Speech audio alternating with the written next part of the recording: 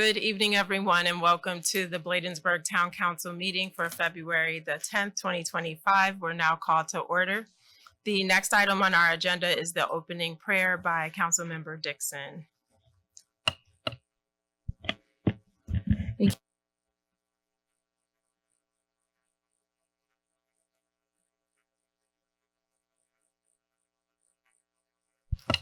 One second, Mr. Gray, the plug came out.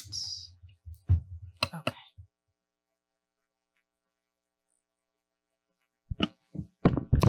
Father God, we thank you for your love. We thank you for your grace. We thank you, God, that we could be here tonight, God. God, I pray that you bless the council, the police officers, our resident. Oh, God, as we come tonight, oh, God, help us to make great decisions that will impact our resident life, God. Have your way in Jesus' name. Amen. Thank you, Councilmember Dixon. At this time, we will stand, those who are able, for the Pledge of Allegiance. I pledge allegiance to the flag of the United States of America and to the republic for which it stands, one nation, under God, indivisible, with liberty and justice for all. Again, welcome everyone to the February Town Council meeting. Happy Black History Month, happy Valentine's Love Month, happy everything. Thank you for being here. The next item on tonight's agenda is the actual approval of the agenda. Is there a motion to approve? So moved. Moved by Councilmember Dixon. Is there a second? Second. Seconded by Councilmember McBride. Any corrections or amendments to the agenda? Hearing none, I'll call for the vote. All in favor, let it be known by the saying of aye. Aye. Aye. Any nays? The ayes have it. The agenda is approved. Next, we'll move on to presentations for tonight, beginning with the Bladensburg Police Department. So Chief Collington, we'll turn it over to you. Yes. Good evening, Mayor, Council, community, and colleagues. It's been a pleasure to bring new team members on to join the Bladensburg Police Department as well as our code enforcement. As you know, we had a vacancy in the code enforcement division for some time. We were happy to hire within. We hired Mr. Kelly Osuji, who was hired with the Bladensburg Public Works Department in 2023. And on January 27th, he accepted an appointment with the code enforcement section. So he will be presenting here next month with along with the new officer that we hired. We also made an offer to fill one of the vacancies in the police ranks with police officer Dirk Kennard.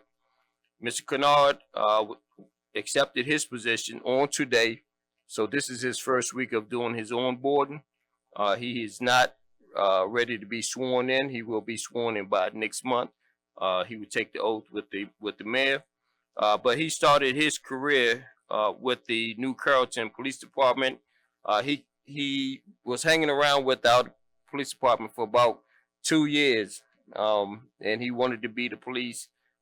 He finally graduated from the police academy and showed back up, wanted to have an appointment. He applied, he was interviewed amongst other candidates, and we extended a job offer. He accepted, and today is his first day with his on board. So that's Mr. Dirk Kennard. Thank you. That's great. Thank you, Chief, for that update, and congratulations on 2 great new hires. We're definitely pleased that Mr. Osuji is having such a great time with the town that he just switched departments. He didn't leave us, and so that is always good to see people advance. Any comments or questions from the council regarding the hires for the public safety team? Okay. Councilmember Brown? Yeah, just want to say congratulations. That's all. Thank you. Next on the agenda, we have the approval of meeting minutes for the January 13th Town Council meeting. Flipping the packet. Is there a motion to approve the minutes? So moved. Moved by Councilmember Brown. Is there a second? Seconded by, was that Councilmember Blunt? Yes, second, Okay. sorry. Okay, thank you. And any corrections or comments regarding the minutes? I just wanted to ask Madam Clerk if it was possible under this section for promotion and recognition, if you could just list the 5 police officers there. And then for the time that we were called to order, I think this is a little bit later than what it actually was. It was closer to 7. It's at 7:32, but the meetings usually start at 7 or thereabouts. Yeah. Okay. And then under 7 for public comments, it was Mr. Weiss, Weiss. And I think that was it. Any other amendments to the minutes from the council? Okay, so hearing none, I'll call for the vote. All in favor, let it be known by the saying of aye. Aye. Any nays? The ayes have it. The minutes are approved. Next, we have on the agenda the approval of the town council closed session meeting minutes for January 28th, 2025. I did not see those in my packet. Council members, did you have those by chance? No.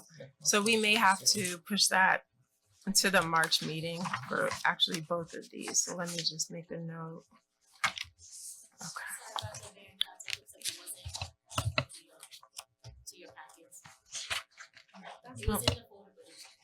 Yeah, no problem. So we'll just look out for those for the March council meeting and get those approved as necessary. And then that moves us on down the agenda to number 7, which is public comment. So we'll turn it over to the Madam Clerk to take us through that.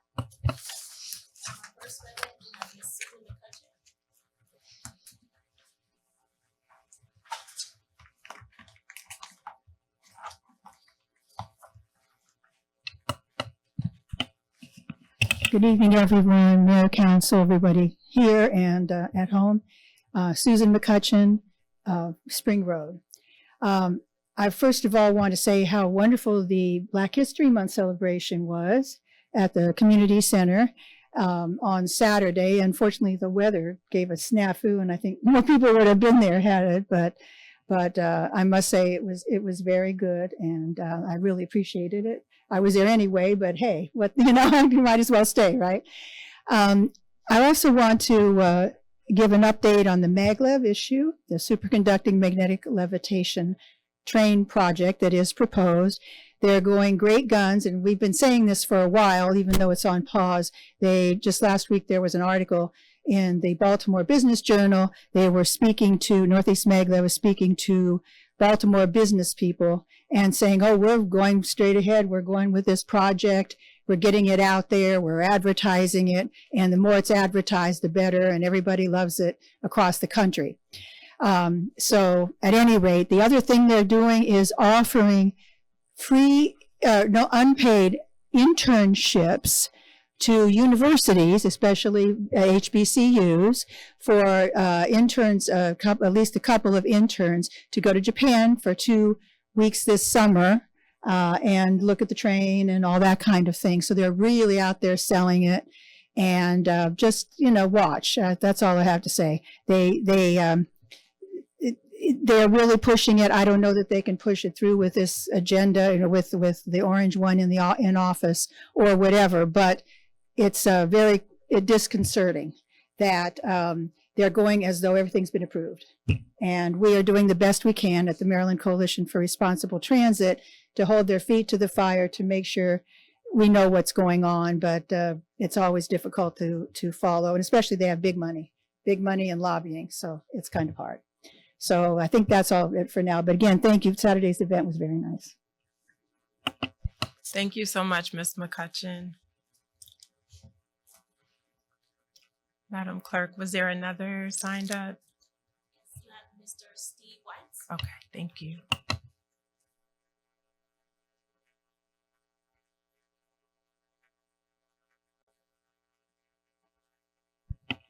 Yeah, I have some questions about the we talked about building a new town hall, and I hadn't heard anything in a while, so I sent the questions in to the mayor and council and staff. I was wondering, has there been any research done to build a new town hall and town offices? And is it practical to build a town hall on the lower level of Bostwick property? And is there road access on Quincy Place to access the lower Bostwick property without going through the shopping center property? Are there any other reasonable alternate sites to build a town hall? Like next to Quarles gas station, there's a lot for sale on Edmonston Road. And do we have any cost estimates to build a town hall? And is there any money in the 2025 budget for estimates and building the new town hall? As I understand it, Bladensburg received a $500,000 grant to build the town hall, and I was wondering, does that grant expire? And another thing I was wondering about, the Public Works building has damage there, and I was wondering if our town insurance and the car insurance of the person that hit it covers it. And I'd like to suggest maybe putting steel poles in front of it when they do fix it, like they did down at Sunnybrook entrance, you know, so it won't happen again. Thank you. Thank you so much, Mr. White. And the same public comment here. Okay, thank you so much, Madam Clerk. At this time, that concludes public comments for tonight, and we do not have any items under unfinished business for tonight. However, we have a few under financial business that we'll move right into, beginning with the approval and adoption of the FY 2024 audit. We did have a presentation from our vendor at the 5:30 work session. She could not join us for the 7 o'clock meeting, so our treasurer, Mr. Tonelli, will give us an overview. Thank you, Mayor and Council. I'm going to share a screen real quick to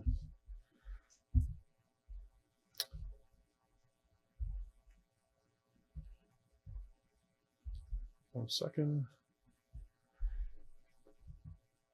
Okay, so this is the audit for the statements ended June 30, 2024, last fiscal year.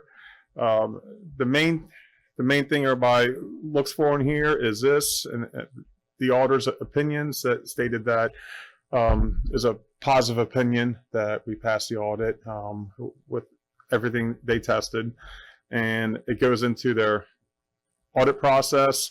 And all this is posted online, and will also be under the financial section of the website. Getting down into the statement of net position, this is per se a balance sheet you would see in the corporate world. You can see that the total assets there, including everything above. The investments here are held in the Maryland local government investment pool. So that is a state chartered investment option for municipalities. That's the largest part, with the 4.2 and 1.8, about $6 million of the funds are invested there. The total assets are just over, what's that? Okay. The total assets are just over $10 million. We have some deferred outflows of resources. That is to capture what was the pension, part of the current portion of the pension liability. The liabilities are 4.4 million. And it leaves a net position of just over $6 million, with 2.2 million of that is unrestricted, readily available for cash. We did make a lot of investment in fixed assets last year. We did invest $1.2 million, almost $1.2 million of fixed assets last year. And those are things that we have been deferring for the last couple years, and we've had surpluses the last 2 years, and we basically use those surpluses and also the speed camera funds from previous years to fund that as well. So that's funded through the fund balance from speed camera and the operational fund balance from surpluses from previous years. you can get that. The next thing is the assets that are in the fund statement assets. These just look at the current assets and current liabilities. This is where it gets into what people like to see in government operations. Where are you right now today? Take out all the long-term stuff. Take out all the capital items. Take out all the deferred pension liabilities. And this shows you what is available. You can see the available fund balance down here. Unassigned is 3.4 million. That's a little bit higher because it takes out some of the restrictions on the previous balance sheet. I know it's crazy. It's like two balance sheets presented in audit. It's a balance sheet for business purposes and a balance sheet for fund purposes. And this is the statement of revenues and expenses for last fiscal year. The change in fund balance here is a little bit misleading, that 1.5 million, because again, it doesn't reflect the fund balance transfer from the speed camera funds from previous year to fund the capital assets, and also the transfer from fund balance as well. This is just like a current one. It takes out the long-term items as well. And you can see the change in net position. The difference between those two statements here are on Schedule A5 and how it reconciles down to a change in net position. A lot of these notes in here, the next 15 to 18 pages of notes accompany the financials to tell you the basis, how everything is calculated. Our largest liability is, I'm going to scroll down here to the very end, is our net pension liability. And that is basically, that's a long-term liability that all the municipalities and counties and agencies that invest in the Maryland State Retirement and Pension Plan, they all take a portion of the liabilities to balance out the books. And this is looking out for like an actuarial study, the total liability to cover all the covered employees right now. So through retirement. It's stated on here. It's just it has to be disclosed. So where else did she touch on? The budgetary comparison. You can see what the original budget was, the final amended budget, the actual amounts, and the variances there. The largest variances were with the ARPA. The ARPA funds, we had a lot more scheduled to spend, but that didn't happen. That got deferred until this fiscal year. So we did not realize that those revenues there. The same with the grants. We were awarded the grants, but we didn't actually have the grant activity until this fiscal year.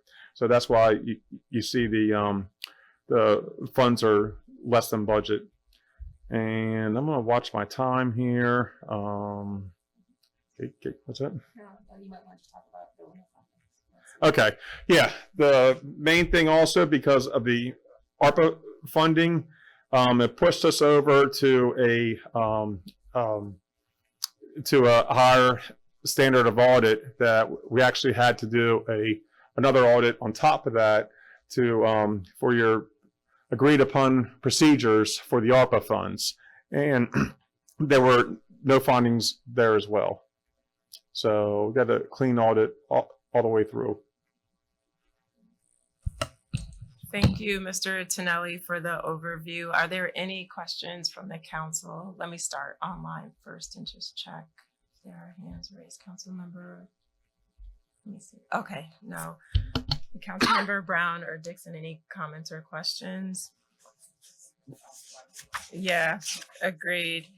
And I do want to note that under the restricted amounts for our net position, for residents to understand the amount, the $551,917 that we have for HURs, which are the highway user revenues. That's where they track that. Again, that's for roadway improvements and so forth. And that is reflected in here, that money that we get back basically from the gas tax and other assessments through the state of Maryland. But I do appreciate you saying it, Mr. Tonelli, but I'm going to read it in totality from the auditors, which states, in our opinion, the financial statements referred to above present fairly in all material respects the respective financial position of the governmental activities, each major fund, and the aggregate remaining fund information of the town of Bladensburg, Maryland, as of June 30th, 2024, and the respective changes in the financial position for the year then ended in accordance with accounting principles generally accepted in the United States of America. And so we want our residents to understand, those in the room and those watching online, we did have a clean audit once again this year. And that is something that is a testament of the hard work of our finance team. So can we please give Mr. Tonelli and Tina a round of applause? Yeah. I know when I started on the council, the town's budget was $6 million.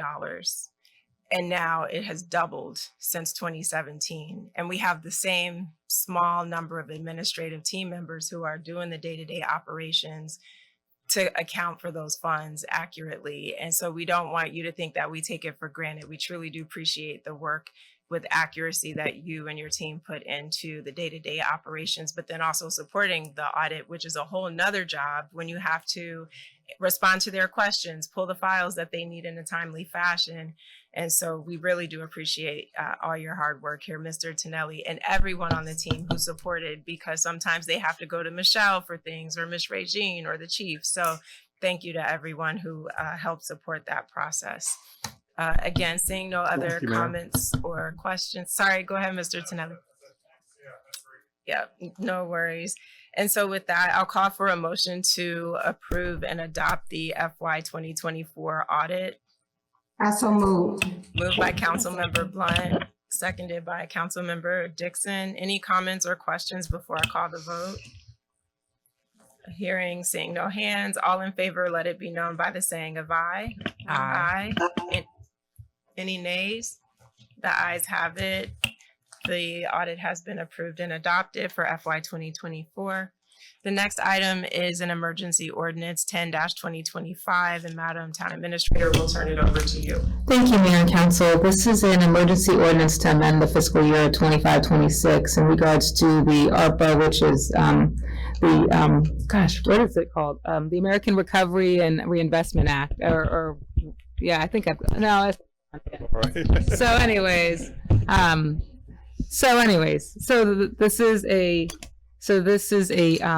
these are a series of budget amendments. The first one is to decrease the assistance for unused assistance for businesses and nonprofits by $75,000. The second is to increase the food assistance by an additional $20,000 for holiday meals, which was spent in December of 2024.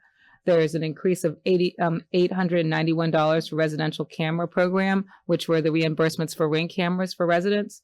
The next one is a decrease for $84,000 for unfunded projects in the community initiatives section that we had budgeted.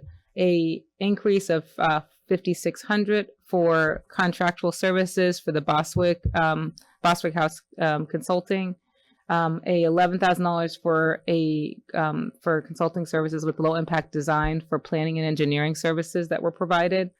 An increase in about $10,456 for police radios previously purchased under the speed camera funds.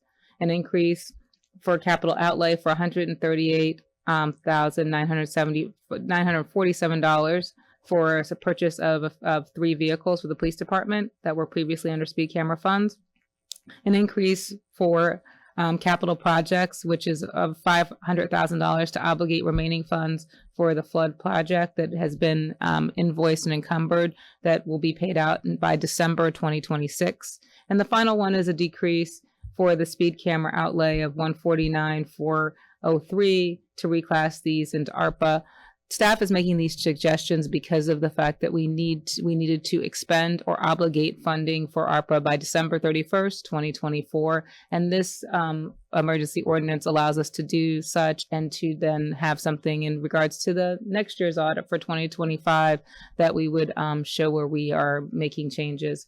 I think in the previous discussion, I just mentioned that the speed camera funds are coming in a little bit less than we had thought. And so that there might be, that's why we are doing some reclassifications to ARPA from speed cameras. But that's because people are driving well. Thank you. Yes, thank you, Chief, for keeping us safe. People are obeying the posted speed limit, and that is the goal. So congratulations. So Town Administrator, thank you for addressing the need for using the ARPA funds for those police expenses. And then just, it was brought up in the work session, but I do want to restate it. The $500,000, we have obligated that for the flood mitigation project, which is done in partnership with Prince George's County government. And that is to significantly improve our infrastructure along the culvert that runs through town and along Quincy Run, which feeds directly into the Anacostia River. So we did discuss this more in detail at the work session, but are there any other questions regarding the emergency ordinance or comments? Yes, Councilmember Dixon. Michelle, I have a question for you in regards to the decrease of business and nonprofit funds, the 75,000. How does this affect the businesses and the nonprofit organizations? So we had budgeted, I believe, over 150. Yeah, I think he needs to. But we had budgeted a great deal more for businesses, and it was a $3,000 payment to businesses that and we had really put it out far and wide to all of our business owners. Even small businesses, like people that had businesses in their homes, actually got that $3,000 from the town. I believe the total spent was, yeah, we spent most of it the previous year, so we didn't have any requests in FY25 for it. So that's the reason why we're asking to reallocate those funds over. And then the other thing, just since I'm on the mic, is that, Mayor, because I read all of the details of this into the record, if Miss Watson, if you want her to just to read the to read the beginning of the ordinance, then her reading all of those items back into the record again, it probably would save her some time because she's got 3 other resolutions today. That is fair, because that's really the meat of the ordinance. And so if the council is amenable to that, we can vote to have the clerk read the abbreviated version of the emergency resolution. Is that okay with the council? Okay, we would just need to formally make a motion to allow the clerk to read the abbreviated emergency ordinance number 10-2025. So moved. Moved by Councilmember Brown. Is there a second? Second. Seconded by Councilmember Blunt. Any comments or questions before I call the vote? Hearing and seeing none, all in favor, let it be known by the saying of aye. Aye. Aye. Any nays? The ayes have it. Madam Clerk, would you please read the abbreviated emergency ordinance? Ordinance number 10-2025, fiscal year 2025 budget amendment. An emergency ordinance to amend the operating budget of the town of Bladensburg, Maryland for the 2025 fiscal year, July 1st, 2024 through June 30th, 2025. Whereas the town administrator of the town of Bladensburg has made a recommendation to the mayor and town council to amend the FY 2025 budget to reallocate funds as part of the fiscal year. And whereas the mayor and town council of the town of Bladensburg have determined that it is the best interest of the town to pass this as a budget amendment ordinance at the February 10th town council meeting. Now further be enacted and ordained by the mayor and town council of the town of Bladensburg that the following amendments are made to the general operating budget for the fiscal year 2025 for the purpose of closing out the ARPA funds for purchases and allocations prior to December 31st, 2024 for the following items that were previously read. And be further enacted and ordained that upon passing this ordinance shall be authenticated by the signature of the mayor and town clerk and shall be recorded in the book kept for that purpose. In addition, the ordinance shall be published by the posting of a certified copy of it in the town hall for 10 days following its adoption to Article 2, Section 209 of the Charter of the Town of Bladensburg, Maryland, and will be effective on the 10th day of February 2025. All right, thank you, Madam Clerk. So with that, is there a motion to adopt emergency ordinance number 10-2025? I so move. Moved by Councilmember Dixon. Is there a second? Seconded by Councilmember Blunt. Any comments or questions before we call the vote? Hearing none, I'll call the vote now. All in favor, let it be known by the saying of aye. Aye. Aye. Any nays? The ayes have it. The emergency ordinance is passed. Next, we'll proceed with FY 2026 budget overview with the town administrator and Mr. Tonelli. No problem. So it's budget time again, and we tried to make the budget exciting with a little bit of graphic, some graphics, which I think that you got it. All right, Vito's going to share. So I'm going to go through the first two slides. The first Can I topic. just tell you, you mission accomplished. You made it exciting with the template for the slide. It's so old school cartoon. I love it. It's bam! Wow, Vito. I mean, this is actually Ray. Ray, I told him make it sort of exciting. So this is excitement. So tonight's topics are some of our budget assumptions, the fund balance trends, revenue options, and other needs, and then the next steps. I'm going to go through some of the budget assumptions that we're making. What we're going to do is look at compensation. What we have on there is that we are anticipating looking at our COLA and merit for employees. At this moment, I can't give you a number because I'd like to be able to look at all of our budget, our total compensation, because a big part of our compensation, which is not listed here, is our health insurance, and it has gone up between 5 to 6% each year. And so that change in the coming year, which we probably are anticipating another increase, may affect COLA and merit. So that's one of those things that I will be making that in the February 18th meeting. I'll come up with some initial estimates for you. Capital projects, we just wanted to talk about, there are a couple of capital projects that are out there. The federal earmark for the trade school, the bond bills, which kind of answer what Mr. Weiss was talking about earlier, and I will send him a formal email regarding some of this, is that there's $800,000 for the bond bill, and that has to be spent within 7 years of receiving them, and some were received in 21 and 23. So to give you that timeline. And then CDBG funding for roadways and sidewalks of $250,000, which will probably be paid for in 2025. Portion of the bond bill for town hall, because we do have an engineering and architectural firm on to do the new town hall. Part of it was awarded this year, but we will not probably pay out the majority of that contract until the beginning of 2026's budget. So that's where capital projects are. Transfer from fund balance. Last year, we transferred, the estimate was that we were going to transfer 708,304 from fund balance.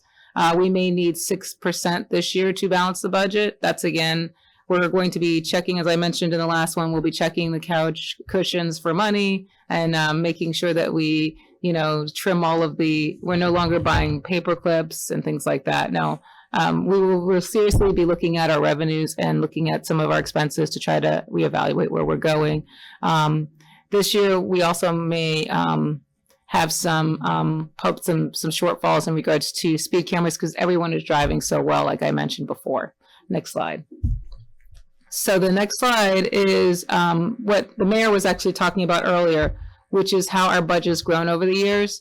Back in 2017, we were at under about $6 million, about 6.5 over the last 3 years. And with the advent of ARPA, our budget has grown to close to 13 million. And this year we probably will be reaching about 13.5 million to cover most of the costs that we have. And so that's part of what we will be bringing back. Next slide is the revenue options. So we're developing estimates that take into the account changes in assessed evaluations on homeowners because of the fact that over the last 3 years is a rolling period that people's assessments have gone up due to property values going up. So that comes out on Valentine's Day. So we did say that could be a Valentine's Day gift, or it could be a bloody massacre on Valentine's Day. But I think it's probably going to be it might be a good day to look at what the evaluations are. And then the other portion is the income tax, which that comes out in March. We're also looking at all available sources of new revenue from other services, which we'll try to look at to see where we are, where we can actually save or figure out where the funding can, kind of change around. We do have some grant funding, but grant funding doesn't pay for operations. It really replaces capital purchases. So we've been working really hard at capital purchases or capital projects for our grant project funding, but our day-to-day funding really is not affected by grants. So which is a kind of good for us versus some other forms of government. Okay. Can you not hear us? Oh, sorry. So other needs. Okay. Other needs, public safety vehicles and recurring leases. On this is we talked about the fact that a lot of our vehicles are aging. We purchased a lot of vehicles in 2017, 2018. And believe, even though I drive a 2017 car, I guess I could use a new car. But from police officers, they really could use a new car from 2017 because they're driving a lot harder and a lot on their than I am. So 2017 cars are becoming at their end of life. And so that's why that $200,000 is there for the recurring leases and looking at different ways to purchase vehicles. LEOPS is a law enforcement, that's the law enforcement retirement. It's an additional retirement for police officers and our public safety. In 2026, in order to enter in 2027, which is kind of we have to do a study, which would cost us around $25,000 to do the study, and then $10,000 to enter LEOPS. LEOPS would not start until FY27, and there's a further presentation on this at the end of the council to kind of give you an understanding of what that is. Public space, safety space rental. We are, as everybody, as Mr. Weiss kind of pointed out, we don't have a lot of space here at Town Hall, and we are looking at other options. And last year we did look at maybe renting space for the police department for some functions so they could actually spread out some more, because we do not have that space here at the Town Hall complex. And that's what that is. Town Hall bonding and construction. That is a long-term issue that we really need to look at this year in FY26, which is the next fiscal year. Because that actually has a cost for evaluating how we do the bonding process and how we actually start to get ourselves ready to show that we can actually pay for a new town hall, which is what we estimate is between $12 and $15 million. And we don't have enough within our fund balance, so we would need bonding. And the state of Maryland has a bonding program for small municipalities, which we can use. So that's the process that we don't know exactly how much it's going to cost yet, but it's something to consider. And then expansion of community programming. Last year, the council asked about doing some additional programming with the Boys and Girls Club and having a unit that did sports here in town. We estimate that with that and some other additional costs, because we do pretty extensive programming all throughout the year for community events, that $30,000 would be necessary for that. And it's something that every year that it just keeps on going up because prices keep going up. All right, so those are the other needs. So what are the next steps? The next steps is that through March through May, we will have additional budget sessions. Actually, the first budget session we will have is February 18th with the town council, where we'll go through their budget and we will provide initial estimates on where we think we are overall. The budget ordinance, the first reading is April 14th, 2025. And then if there are any changes in real estate taxes, we'll need at least a week to advertise, and those would go into effect, or the advertisements at least would be April 7th or May 5th. The tax rate hearing, if there was one, if there's any changes to tax rates, would be April 14th or May 12th, if the council decides to kind of wait until later budget sessions. The final budget session is April 29th, And then we're looking at adoption either May 12th or June 9th, 2025. It just looks like 205. Sorry, I'm missing the 2025. But that's when you would do the final budget ordinance adoption. And then thank you, because we're all superheroes. Bam. All right. Thank you for that. Any questions or comments for the town administrator or Mr. Tonelli? I know we talked through it a bit in the work session, so it looks like there are no questions at this time. So we'll conclude the financial business for tonight and move right into new business and turn it back over to the clerk to read resolution 14-2025. Resolution 14, 2025, a resolution of the Town Council of Bladensburg appointing members to the Board of Supervisors of Election for a term beginning March 1st, 2025 and ending February 28th, 2027.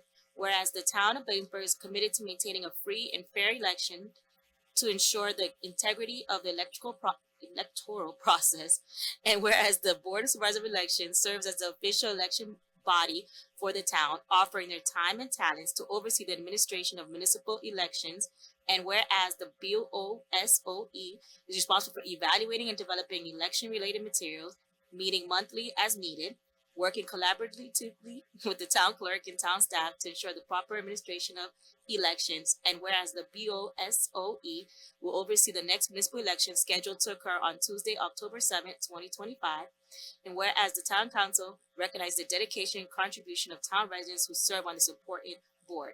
Now therefore it be resolved by the town council of Bladensburg that the following residents are hereby appointed to serve on the Board of Supervisors of Election for a term beginning March 1st, 2025 and ending February 28th, 2027. 1, Elizabeth Saunders. 2, Carletta Lundy. 3, Judy Saunders. Be it for Sojourner. Just call her Judy, I'm sorry.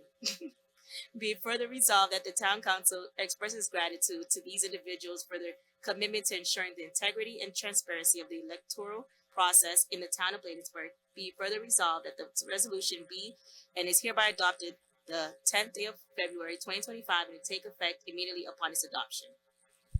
Thank you, Madam Clerk. And with that, is there a motion to approve resolution number 14-2024? Moved by Councilmember Brown. Is there a second? I second. Seconded by Councilmember Blunt. Any comments or questions regarding the resolution? Seeing none online, hearing none in the room, I'll now call for the vote. All in favor, let it be known by the saying of aye. Aye. Aye. Any nays? The ayes have it. The resolution is passed. And congratulations to our board members for the Board of Supervisors of Elections, Ms. Saunders, Ms. Lundy, and Ms. Sojourner.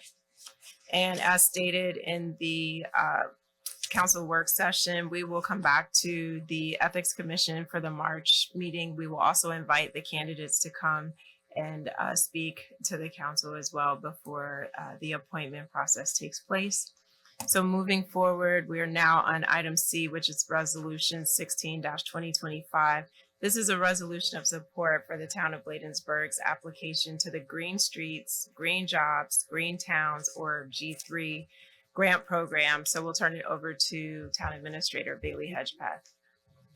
Thank you, Mayor Council. This is a grant, G3 grant, which is a grant that that funds green projects for the town. Actually, I got an email from EcoSite today, just during the meeting, in regards to some possible projects. But we will be working on Green Street projects, probably on either 57th and Joyce or 57th and Edmond and Emerson, which would raise the sidewalks and provide a green. We would provide the opportunity for the basically reduce flooding going downhill, which would help the which by doing the raised sidewalk, it helps to reduce flooding in the whole area. So it's going to be interesting, and EcoSite will help us to submit, and we're asking for the support of the council so that we can submit this grant. Thank you so much for the overview, Councilmember Bailey Hedgepeth, Town Administrator Bailey Hedgepeth. Are there any questions for the Town Administrator at this time? All right, so Madam Clerk, would you please read the resolution? Resolution of support for the town of Bladensburg application to the Green Street, Green Jobs, Green Towns G3 grant program. Whereas the Green Streets, Green Jobs, Green Towns G3 grant program is designed to support the planning, design, and implementation of green streets, community greening projects, and urban tree canopy initiatives that enhance livability in cities and communities. And whereas the G3 program also promotes the development of white papers and tools addressing green infrastructure topics to provide resources for sustainability practices, and whereas the town of Bladensburg is committed to advancing environmental sustainability, improving community livability, and promoting green infrastructure solutions that benefit its residents and the broader region. And whereas the town of Bladensburg plans to partner with EcoSite Low Impact Design to prepare and submit a competitive application to the G3 grant program for planning, designing, and implementing green infrastructure projects within the town. And whereas the town acknowledges the application deadline of March 10th, 2025, and recognizes the importance of securing funding to support these vital environmental initiatives. Now, therefore, be it resolved by the Town Council of Bladensburg, Maryland, that 1, the Town Council fully supports the submission of an application to the Green Streets, Green Jobs, and Green Towns grant program to advance green infrastructure projects in the community. 2, the town administrator and staff are authorized to work collaboratively with EcoSite and Low Impact Design in developing and submitting the grant application. 3, upon award of grant, the town of Bladensburg is committed to implementing the proposed projects in accordance with the program's guidelines and requirements, ensuring transparency and accountability throughout the process. Be it further resolved that the town council recognizes the importance of this opportunity to promote environmental stewardship and enhance the quality of life for its residents. Signed the 10th day of February 2025. Thank you, Madam Clerk. So with that, is there a motion to approve resolution number 16-2025? So moved. Moved by Council Member Dixon. Is there a second? I'll second. Seconded by Council Member Blunt. Any comments or questions regarding the resolution? Hearing none, I'll call for the vote. All in favor, let it be known by the saying of aye. Aye. Aye. Any nays? The ayes have it. The resolution has passed. Next, we'll proceed with resolution 17-2025. Town Administrator, you want to give us a brief summary?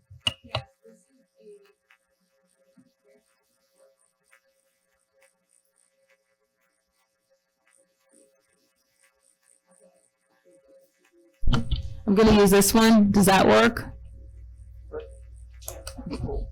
So, okay, so this is a grant for, sorry, I was reading his text, sorry that I lost where I was. This is a grant for the TLC transportation, for the Port Towns, the Transportation Land Use and Connection Program and the Regional Roadway Safety Program through COG.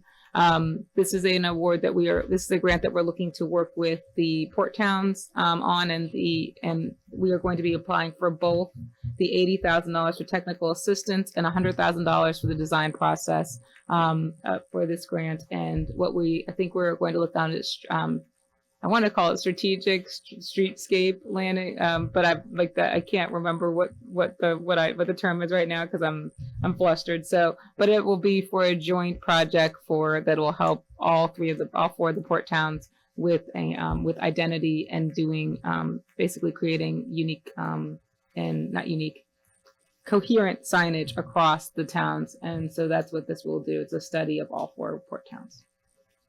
Thank you. Yeah, sure. Thank you for that overview. We'll turn it over to the clerk for the reading of the resolution. A resolution in support of the Portstown application for the FY 2026 Transportation Land Use Connections TLC program and the Regional Roadway Safety Program RRSP. Whereas the town of Bladensburg, Colmar Manor, Cottage City, Edmiston, collectively known as the Portstown, recognize the importance of coordinated transportation and land use planning to enhance connectivity, safety, and sustainability within the region.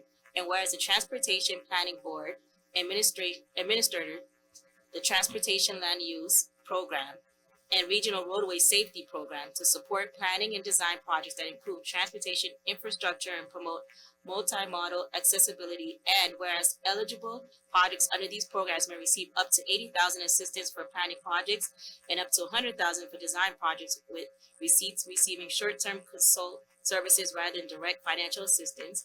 And whereas a unified collaborative application between the Town will strengthen regional transportation planning efforts, enhance roadway safety, and foster sustainability development for the benefit of all participating municipalities. And whereas the town of Bladensburg is committed to supporting initiatives that improve local and regional transportation infrastructure, advance pedestrian and bicycle safety, and contribute to more connected and resilient community. Now therefore be it resolved that the mayor and the town council of Bladensburg hereby expresses their full support for the Town joint application for FY 2026 Transportation Land Use Connections TLC program and Regional Roadway Safety Program. And be it further resolved that the town of Bladensburg will actively collaborate with its neighboring municipalities to ensure successful application and implementation of the proposed projects. And one, the town administrator and staff are authorized to work collaboratively with other Town developing and submitting the grant application. Two, town administrator is authorized to work with Prince George County in our submission since it required by the grant. Be it finally resolved that a copy of this resolution shall be forwarded to the Metropolitan Washington Council of Government and the Transportation Planning Board as part of Town's application submission. Signed this 10th day of February 2025. Thank Got a you, little tired Madam at the end, Clerk. sorry. I know. Almost got it. The last one. Thank you for that and for your patience. So with that, is there a motion to approve resolution number 17-2025? So moved. Moved by Councilmember Brown. Is there a second? I'll second. Seconded by Councilmember Blunt. Any comments or questions before the council votes on this? Seeing none online and none in the room, I'll now call for the vote. All in favor, let it be known by the saying of aye. Aye. Aye. Aye. Any nays? The ayes have it. The resolution is approved. Thank you so much for the work on this. And it's great we're working with the county and the Port Towns. Lovely. Yes, working together. Yes. All right. So that moves us on to item E for the approval of a contract with Ramos HR Consulting for human resources capability. So Town Administrator, I'll turn it over to you. Good evening, Mayor and Council. So this was a RFP that we put out back in August for a HR consultant. The town does not have a full HR person, and technically the town administrator is the chief administrative officer and people officer. So I'd love some help in regards to this, and the council has recognized this by funding a part-time a consultant position. We are recommending Ramos Consulting. We had 8 really strong applications from local and actually all pretty much all women-owned and minority firms, which was very interesting. And it was a tough decision. Actually, the reason why, as you can see, it took us from August till now is that we were interviewing these firms several different times to kind of understand what we needed. We had 3 finalists that we looked at. Ramos came out on the top. We believe that their information was the strongest. It's remote service, but they will be in town for the initial setup, and they will come to town at least twice a year. I'd like to thank Ms. Watson for her help in organizing and contacting all of the applicants over the last few months and actually kind of digging into their projections. This contract is a 2-year contract with a 1-year renewal. We did that because what we think is that we do need a full-time HR person eventually, but this will get us through the next 2 years and allow us to make that decision at the end of year 2 on how to transition to a person. So if there are any other questions, the leadership team, Mr. Tonelli, Chief Collington, and Ms. Watson participated in all of these interviews, and were very helpful in regards to making that selection process. So thank you. Thank you, Town Administrator. And I wanted to give the department heads an opportunity to share if you wanted to add anything additional. I know we did this in the work session, but if there's anything worth repeating for the public. Okay. All right. All on one accord. I love it. So with that, is there a motion to approve the town administrator entering a contract with Ramos HR Consulting for human resources? Oh, I'm sorry. I did not see your hand. My apologies. Go ahead, Councilmember Brown. Thank you. Just real quick, and this company does have experience with municipalities, right? And then I think it was important too with what Chief said that he had some questions regarding around handling the police business, and he was satisfied with that too, right? Yes, Councilmember Brown, but I will let the chief answer on his, but they do have municipal experience and they specifically work with several municipalities on the West Coast. And one of their primary partners is actually in Charlotte, and they're trying to build up their East Coast local government. And especially that's most of their specialization is local government HR.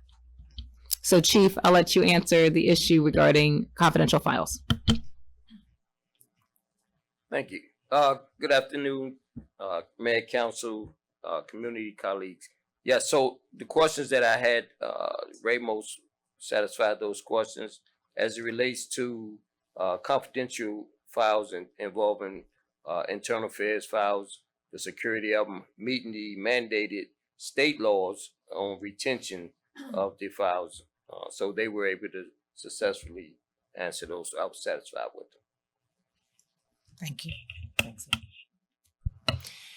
And also in our packet is information regarding other client references. So the question was raised just now and also earlier, did they have municipal experience? The answer is yes. They've worked with the city of Pasadena, the city of Selma, California. They've also done work with the Los Angeles County Employees Retirement Association, Long Beach City College, and the city of San Luis in Arizona. So they do have applicable experience. Are there any more comments before we move to vote? I have one question. That's a concern, Madam Mayor. Michelle, in regards to, I know that they're off-site, right? They're off-site. Just in case they have to come on site, do we have to pay for any of their travel expenses and costs like that since they're contracted with us? So we arranged special costs for if they did have to come on site, that it would be that to mitigate some of their costs for coming, that we would one plan their on-site trips, that's the reason why they're coming initially for free to do their initial setup. But when we do it, they will charge us basic costs for lodging and airfare. And we've set up cost parameters for them for reimbursements. But that's in the contract because we did anticipate that maybe if they did have to come in for something.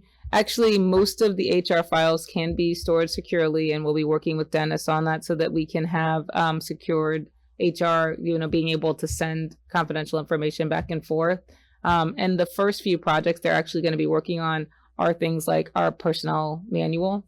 And they're actually going to be working on, some of the items that can be done remotely because we just have a backlog of work that just needs to be done.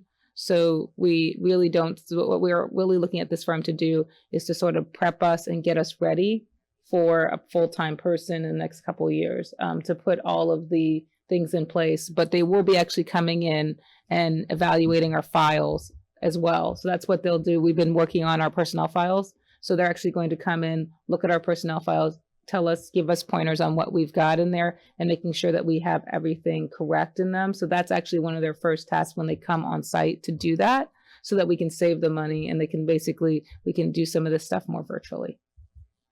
Okay, my next question is, I know we have, sorry, Madam Mayor, we're binded into your contract. What if further in the contract, like in a 1-year period, you feel like they're not good enough for the town? How can we get out of that contract? Can you tell me if there is So this is our standard contract that was developed by our attorney, and it does have non-performance issues. So if there's a lack of performance, we can use lack of performance issues for them. We're not stuck, but but we really, that's the reason why we were very deliberative at looking at these. That's why it's taken us like 5.5 months, because we went back and forth a lot about who could do some of the challenges, and everyone that we actually, most of the, for the kind of pricing that we needed, everybody was offering, even locally, virtual assistance. They were not offering on-site, like come in here and meet, do any of that kind of stuff. For this kind, we're spending about $35,000 a year. We are not going to get a full-time or somebody on-site. And that's even the people that were local, they said they'd come in, but it would be once a month or twice a month. Thank you, Michelle. Back to you, Madam Mayor. And just to further the point, it is expenses at the rate of up to $1,200 per visit, with any additional travel costs requiring prior approval from the project manager. So they can't go beyond that without reaching out to the town to get permission. And again, it's for 2 to 3 times per year. Any other comments or questions? All right, so I do want to know, it's 8:05. We still have several items to get through tonight.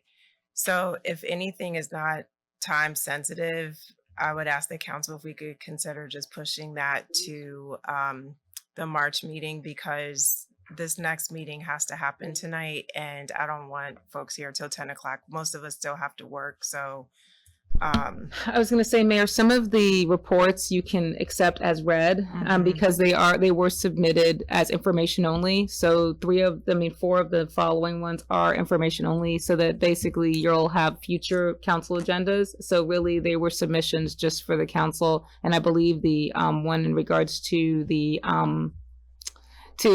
trade school was provided in the other thing. So I think the other ones are just more as read. The only one I'd like to be able to get, if we have the time, is the LEOPS one, because the chief will make a quick comment. And I think that's the only one I'm asking if we can, either mark as read and then have the chief to make a quick presentation, and that's it. And then we could be out. Okay, so trade school fleet replacement update, we heard in the work session, Boswick House update strategic plan, and then Council of Governments.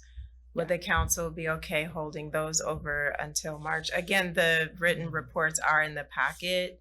So before then, you can reach out certainly to staff to get updates, but just for the sake of time, because we're already at 8:06, and then we, as was requested, proceed with law enforcement retirement update. Does that work for the council?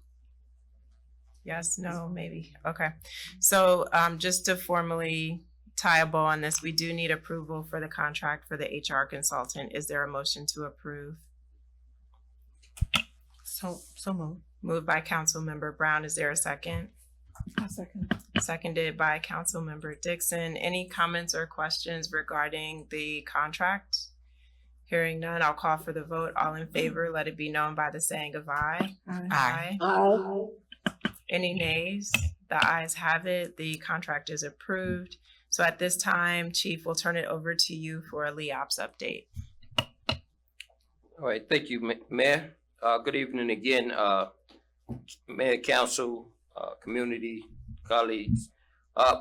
Mayor, this came up, the law enforcement officers pension system, known as LEOPS, came up in 2022. We did the council asked us to put a committee together. We put a committee together, did a presentation before the council. The council later approved to move forward. We did a application in 2023 to move this forward. Since then, we didn't follow through. It saw no further movement. I just want to point out that, this is something that for the officers, you're talking about retirement security. This provides officers with stability, a reliable pension to give them some type of financial security when they decide to depart from law enforcement. It also cuts down, it helps with recruitment and retention. It gives a competitive benefits package to attract qualified officers to join the police department. Family protection. If an officer is injured or unfortunately passes away in the line of duty, their family will receive a reasonable retirement pension so that they can readjust their lives. Now, what does this mean for the town? Public safety stability. This pension ensures long-term workforce stability, keeping experienced officers on the force and maintaining effective public safety. It also helps with retaining trained officers that reduces recruitment and training costs associated with high turnover. There are many agencies out here now that have LEOPs.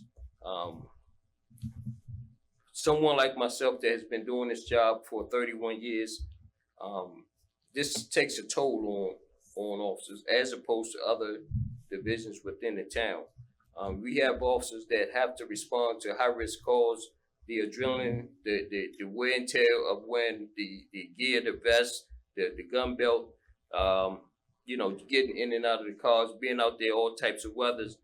This takes a toll on officers' stability, and not to mention the scenes that officers respond to. It takes a toll on the mental. So that's why under the wellness, health and wellness, right now, we have officers going through mental consultations with clinicians. So I do respect and understand what was put out about the budget, but we're just, as a chief, I have to advocate for the officers because I know I've been there. I've had guns pointed at me. Thank God it jammed. I've been in shootouts where there was loss of life. We respond to the high-risk calls, right? We don't have an option to swerve around danger. We have to go. We can get called 2, 3 o'clock in the morning to go in a dark building. These officers' adrenaline is up, it's going up and down, and we have to go home and readjust with our families. So this takes a toll year after year after year. Officers just can't sustain this job. Life expectancy of a police officer after retirement of 25 years, life expectancy is about 5 years before that officer passes away. Diabetes, health issues, or what have you, heart deterioration. So this is what we're just asking the council to put this, to consider this again. We brought up the speed camera program. We're moving into transitioning with the red light program. When I was first presented with this, the council asked me to go out and find a way, chief, to pay for it. So we did that with the speed camera. Speed camera funds can only be spent on public safety. So we found the means to support the retirement system. So what I'm asking from this council, again, and I'm very reasonable and I do understand, just clarification, are we going to move forward or not?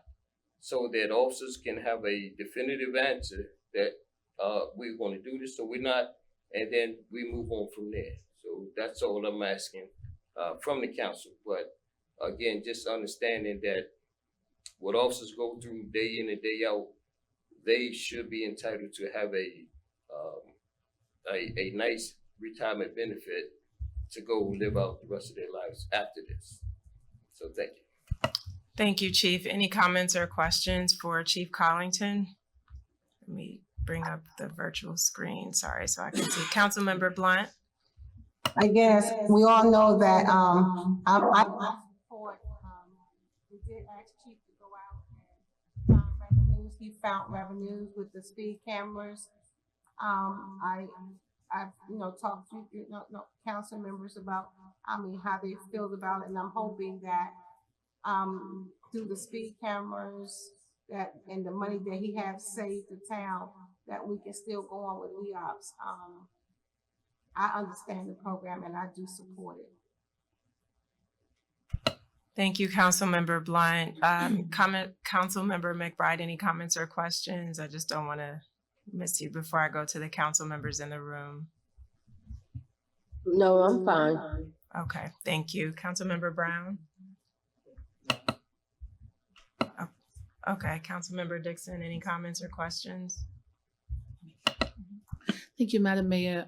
Chief, I think this is a great step towards protecting the officers, and I do support it. Thank you. And Chief, I want to be clear. We did ask for time to get the trends in terms of the revenue. We, as a council, said that we appreciate the efforts that you made to bring the speed traffic calming devices into the community. But we didn't feel comfortable at the time jumping on this because we needed to see how much are we getting on an annual basis. Of course, when something's new, you're going to get higher revenue, but then once people get used to it, you can't always rely on that. And so I go back to what I said earlier as it relates to the budget. It can be put on the table, but realistically, I need to understand what the PD is willing to give up. We can't give you everything as much as we want to. The officers want brand new cruisers. And if they get past a certain point of years, then we're replacing those vehicles. So whether it's leasing or purchasing, I just need people to understand that there's going to have to be some give and take on both sides. And if it's LEOPS, that's a priority that you're asking the council. Just as we're having the budget conversations, please help us figure out what is it that can be let go or put as a secondary priority if that's going to be the main thing. And at the end of the day, we're committing these funds over 15 to 20 years. I mean, fortunately, we have a mostly younger force, so we've got time. No one's retiring today. So I know there's chatter, and I know they're in your ear bugging you about this, but I'd much rather slow walk this and make the right decision for the town rather than making an emotional decision and then being in a position where not knowing what the next economic recession is going to be, how that's going to impact us. We're already seeing concerns with federal government funding, people concerned about federal jobs, those federal workers that were used to the 50,000 cars going up and down Annapolis Road. If they're not going up and down the road because the new, what is it called, Secretary of Doge or whatever his title is cutting these jobs, we have to be realistic and make sure that we're not setting ourselves up for failure.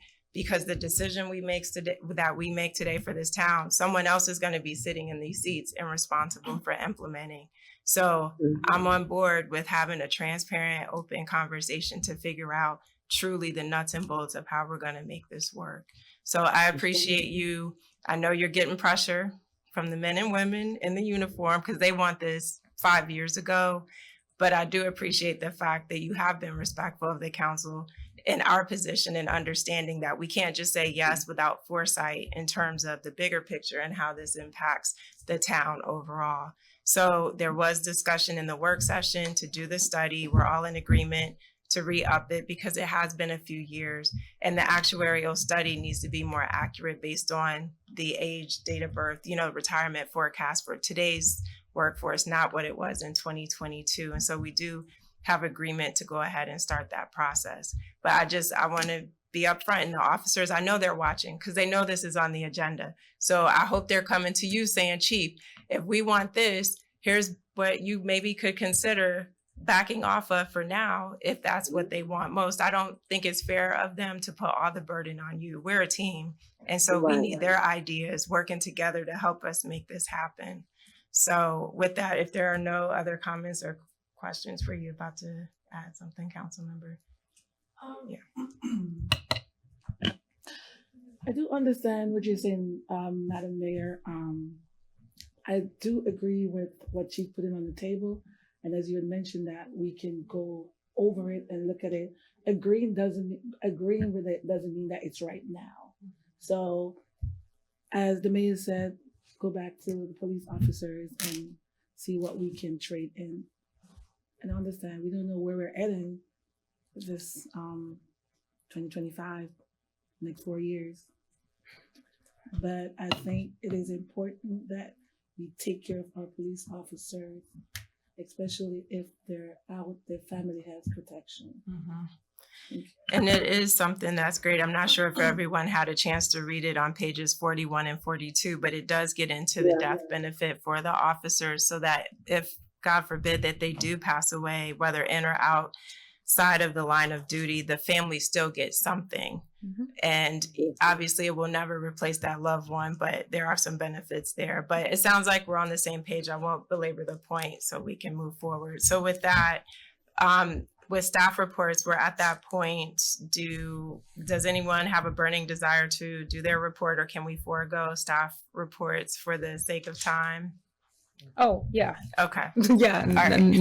It's submitted as it's been submitted online. Okay, Chief, was there anything from yours that you needed to point out to the residents from your monthly report, or are you good for going? Okay.